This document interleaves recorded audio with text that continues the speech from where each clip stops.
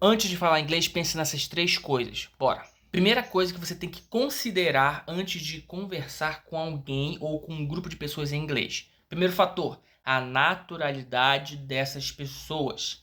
Porque aqui eu tô falando sobre sotaque. Porque o sotaque de um americano é muito diferente do sotaque de um britânico, que por sua vez é muito diferente do sotaque de um australiano, por exemplo.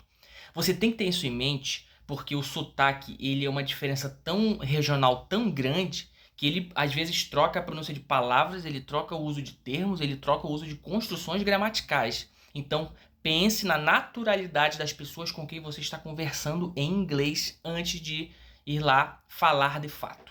Segundo, fatores visuais e auditivos.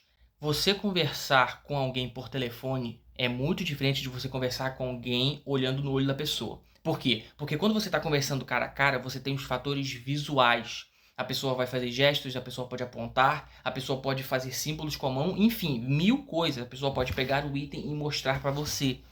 É diferente de você falar com alguém no celular. Quando você está falando, está apenas ouvindo a voz de uma pessoa, você tem só o fator sonoro.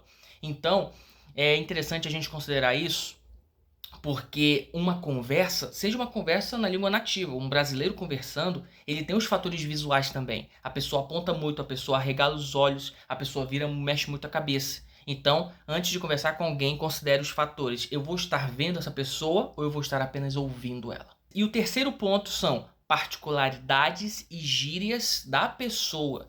E aqui a gente entra numa área muito ampla, porque estamos falando sobre uma particularidade regional. Às vezes a pessoa ela tem um costume de falar uma certa palavra no meio das frases, e isso muda toda a construção gramatical.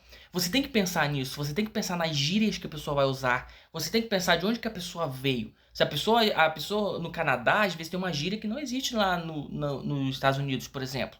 Por quê? Porque gíria, particularidades na falas é uma coisa muito específica de cada pessoa, de cada grupo, de cada região. Então, antes de falar inglês com alguém, pense sobre as particularidades e gírias dessa pessoa ou desse grupo. Quer aprender mais sobre inglês? Segue o Professor K.